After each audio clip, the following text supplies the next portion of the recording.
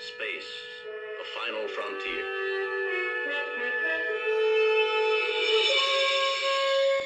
Okay, Trekkie Dave here. So this is episode 33, and today I actually have my oldest son, Cole, who's 18 years old, directing me, because my wife went out to see her mom and her sister. So we had the afternoon, and I thought this would be a fun time to get Cole involved, and maybe he can take over some of the director duties for mom when she's not around. So this is episode 33, film title sequences. The Lost Art. So what this is about is back when I was a kid, films used to have title sequences, which I just loved. And modern films do not have title sequences at all anymore, or very seldom. Occasionally you hit a film that has one, but generally across the board, title sequences are a lost art form. But when I was a kid, every film had a title sequence. This actually, the lost art of this goes back to the original Star Wars film. So what happened was George Lucas had financial problems with the original Star Wars. Or he didn't have financial problems, but he looked at creative ways to pay people without having to pay them out of the budget. So he basically took a major gamble, and I actually covered this off on a previous episode that I did on my channel. But what ended up happening is he wanted to put as much of the budget for the original cut of Star Wars into the film. So he made side deals with the creative people in the film in order to not pay them up front, but pay them off of the profits of the film. So he took a major gamble that the film was going to be a success, and it was. So everything worked out well, but one of the major deals that he made is he put everybody in the end credits. So what happened prior to 1977 and Star Wars is you would have the main people involved in the film credited at the beginning of the film in a title sequence. And then there would be no end credits usually, it would just be the cast. So what George did is he made a deal with these people that they would be in the end credits no matter what they did. And part of that is that they would get a percentage of the profits of the film. And it changed Hollywood forever. It basically brought about, not entirely, but you saw the end of opening credits, title credits. So today what I want to do, and it's kind of funny because the films that I'm going to show you, there's 5 of them, and I'm going to show you my 5 favorite title credits. And all of them are one of them is from the 1950s, one of them is from the 1980s, 2 of them are from the 1990s, and one of them is from the 1970s. There's no modern ones because they no longer do them, essentially. So a couple of things I just want to say here before I begin to show them. Just something I wrote down here. What I want you to look at, because the director would put a lot of thought. Like the first one I'm going to show is Star Trek The Motion Picture from 1979. And the director of that film is Robert Wise. And I just want you to really look at the title sequence as I show it. Like Jerry Goldsmith's music, the editing of the editing and the timing of each title card. All of this is on purpose. The directors used to put a lot of thought into these. And just watch the title sequence, the timing, everything about it. And this was a creative way of distinguishing a film, to set one film apart from another. Image and music. Watch the shot count. What is the director trying to tell us with his intro? What message about the film is he showing us? What is he trying to get across to the audience? Is this an action film? an alien invasion film, a horror film, a superhero film, a science fiction film? What is he trying to tell us about his choice of title sequences, of his choice of an intro? I miss this aspect of filmmaking, and I would love to see it come back. Like if I was a modern filmmaker, I would be doing title sequences, because again, I think it's a lost art, and there's a lot more that went into these than people think. A lot of thought went into them. The first one I want to show is Star Trek: The Motion Picture.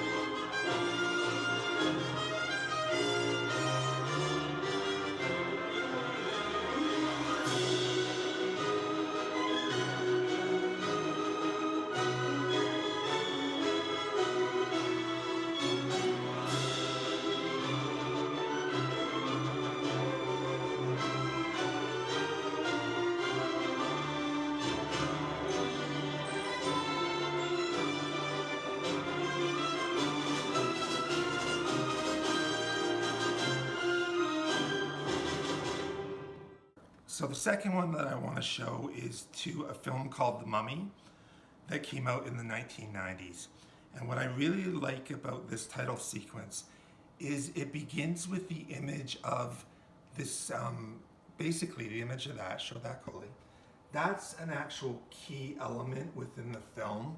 And I've always thought it was interesting that it begins with that image, and then it does it basically lets you know by the music and by the image that precedes or that comes forward here that this is a mystery and that this is an action movie. So, okay, Coley, zero in on it, and I'm gonna let her go. I would never allow him to be released, for he would arise a walking disease, a plague upon mankind, an unholy flesh-eater with the strength of ages, power over the sands, and the glory of invincibility.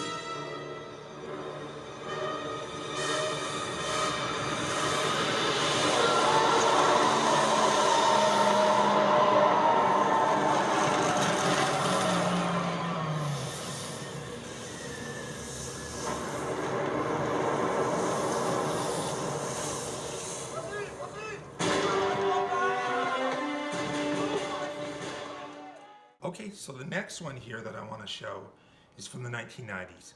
And the Joel Schumacher Batman films were not the best. The Tim Burton films, both Batman 89 and Batman Returns, are by far the best Batman films.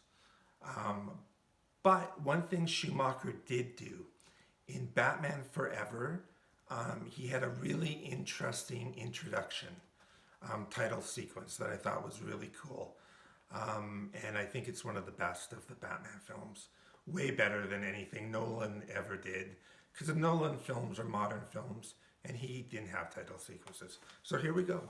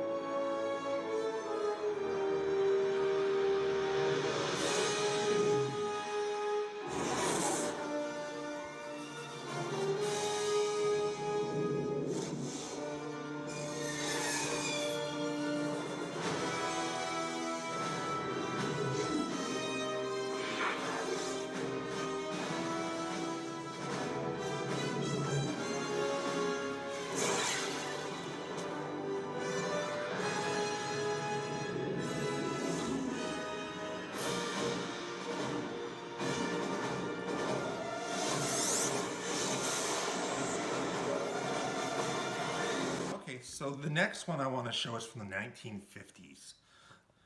So just so you know, title sequences go back to the beginning of filmmaking, back to silent films.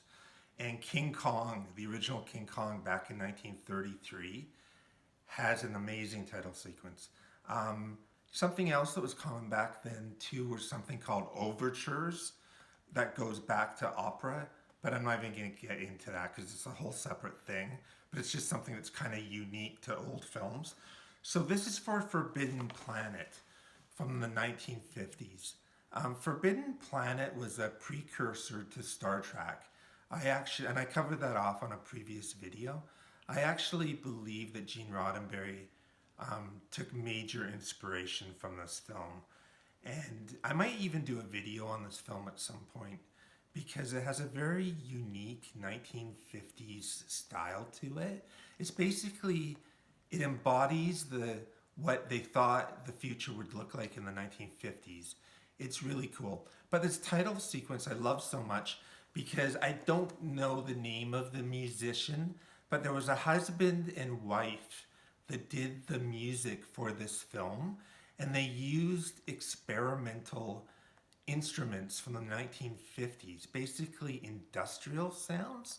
So when you watch this title sequence, it's got a 1950s flair to it visually, but also the music is something that's completely unique and one of a kind.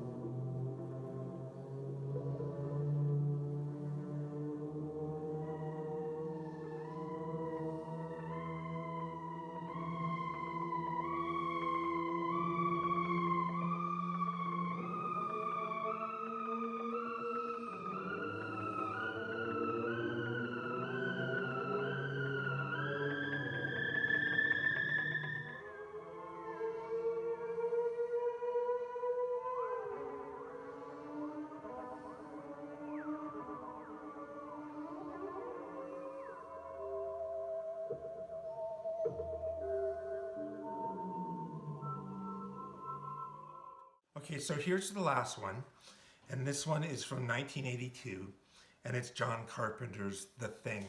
What I've always found interesting about this one is when you watch the 1950s The Thing, it actually has the same title sequence. It's just the 1950 one is in black and white, and John Carpenter modernized it for this version, obviously, and he added a spaceship. But the whole thing of seeing the words "the thing" being kind of flamed out on screen is actually taken directly from the original.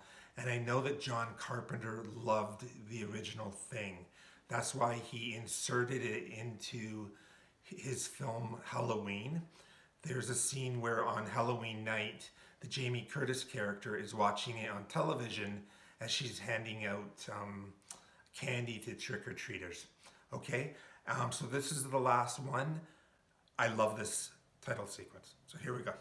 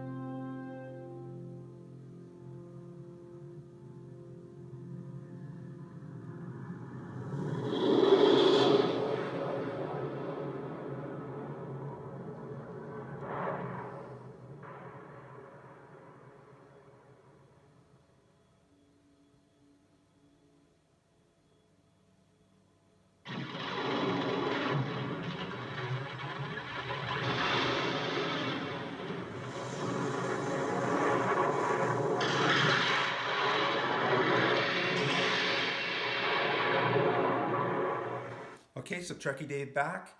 Those are my 5 favorite title sequences of all time in film. Okay.